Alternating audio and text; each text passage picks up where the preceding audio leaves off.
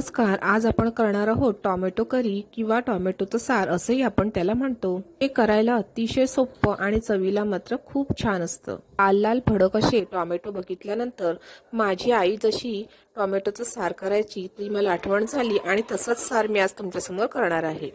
इथे मी लाल लाल पिकलेले असे 3 टोमॅटो घेतले आहेत आणि ते आपण सार करण्यासाठी डायरेक्ट आपण कट करून घेणार आहोत. बऱ्याचदा रेसिपी टोमॅटोच्या साराची किंवा टोमॅटो करीची अशी दाखवली जाते की ते उकडवून वाफवून घेतले जातात, पण उकडवून किंवा वाफवून न घेता सुद्धा आपण असं झटपट सार तयार करू शकतो आणि ते चवीला अतिशय सुंदर लागतं. टोमॅटोच्या अशा आपल्याला जाडसर मोठ्या मोठ्या फोडी करून घ्यायच्या आहेत, कारण आपण त्या मिक्सरला लावणार आहोत. त्याच्यामुळे खूप बारीक करण्याची काहीच गरज नाही. अशा झटपट आपल्याला टोमॅटोच्या मोठ्या मोठ्या फोडी करून घ्यायच्या आहेत. आतल्या बिया आधी काढून टाकायच्या, कारण बिया खूप हानिकारक असतात, त्या खायच्या नसतात. अशा झटपट अशा फोडी करून आपण मिक्सरला लावायच्या आणि अगदी पटकन आयत्या वेळी कधीही आपण असं टोमॅटो सार झटपट करू शकतो. आणि याला चव देखील खूप छान असते. कधी जर आपण आमटीसाठी डाळ वगैरे घातलेली नसेल किंवा एखादी आपली जेवणाची कुठलीच तयारी नसेल तर अशा वेळी हे झटपट टोमॅटो सार अतिशय चविष्ट होतं.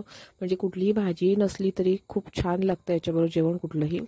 आता त्यासाठी बाकीचं जे आपण वाटण करणार होतं ते मी थोडंसं खोबरं घेतलेलं आहे, साधारण अर्धी वाटी. त्यानंतर बारीक चिरलेली कोथिंबीर, 2 चमचे धणे, आलं थोडंसं चिरून घेतलेलं आहे, 1 छोटी मिरची ओली, लसूण पाकळ्या 7-8, कढीपत्ता आणि ही 1 लवंग आणि 2 काळी मिरी. लवंग आणि काळी मिरीमुळे त्याला खूप छान असा खमंग मसालेदार चटका येतो आणि खूप छान लागतं ते सार. तर हे सर्व आपल्याला मिक्सरमध्ये बारीक वाटून घ्यायचं आहे.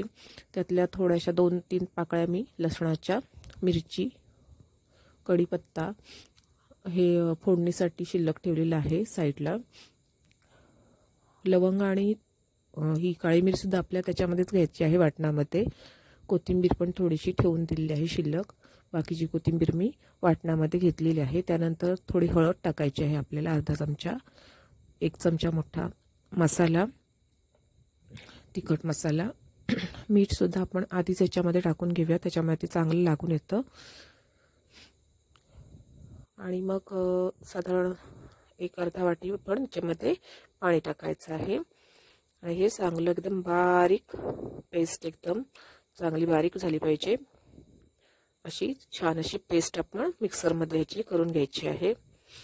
आणि लगेच असं मग आपण त्याला फोडणी देऊया. गॅस पेटवून घ्यायचा, त्याच्यावरती एखादी कढई किंवा पातेलं ठेवायचं, तेल गरम करून घ्यायचं थोडंसं फोडणीला. त्याच्यामध्ये कढीपत्ता टाकायचा, नेहमीप्रमाणे आपण जशी कालवणाला वगैरे फोडणी देतो त्याप्रमाणेच.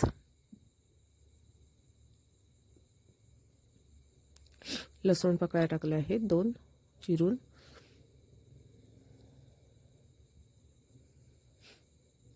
वाटणामध्ये न टाकता तुम्ही डायरेक्ट फोडणीमध्ये सुद्धा लवंग आणि काळी मिरी टाकली, दालचिनीचा एखादा तुकडा वगैरे, तरी छान त्याला खमंग वास येतो आणि टेस्ट सुद्धा छान येते.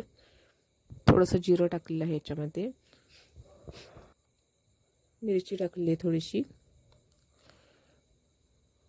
आणि कोथिंबीर.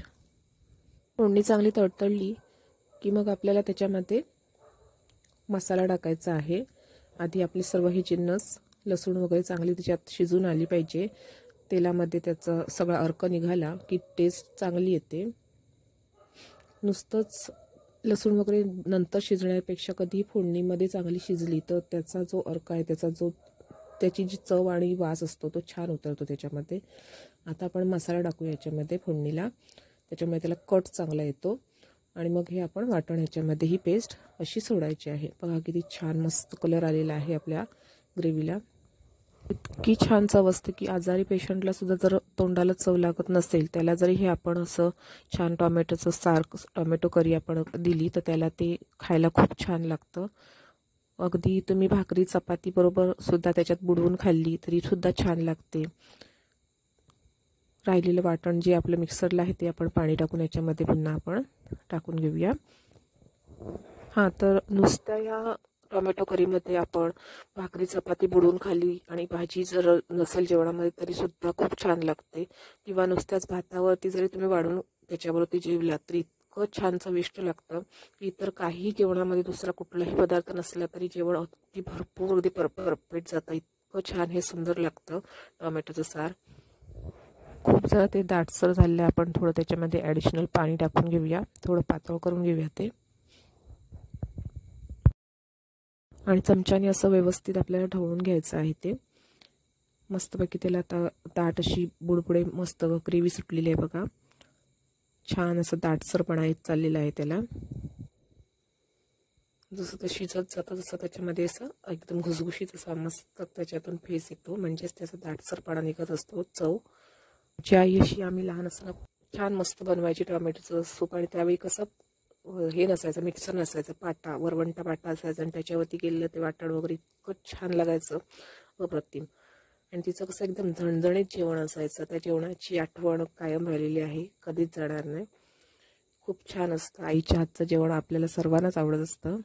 खूप छान बनवायची ती, आणि ह्या अशा साराबरोबर आम्ही खूप जेवायचो अगदी भरपेट. मांसाहारी जेवणाला देखील जेवढी चव नसेल इतकी ह्या सुंदर शाकाहारी अशा टोमॅटोच्या साराला चव असते. आणि जर तुम्ही याच्यामध्ये मांसाहार टाकणार असेल, म्हणजे एखादं सुकी मच्छी वगैरे, तरीसुद्धा ह्याला खूप छान टेस्ट येते. मस्त होतं सुक्या मच्छीचं असं कालवण.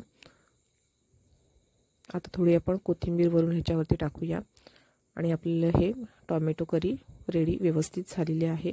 आणखी 1-2 मिनटं शिजवून आपण गॅस बंद करायचा. तर आजची ही साधी सोपी पण अतिशय चविष्ट असलेली रेसिपी तुम्हाला कशी वाटली कमेंट करून नक्की सांगा. चॅनलवरती नवीन असाल तर चॅनलला सबस्क्राईब करा आणि असेच व्हिडिओ पाहत राहा. लवकर भेटूया अशाच एका छानशा व्हिडिओसह. तोपर्यंत नमस्कार.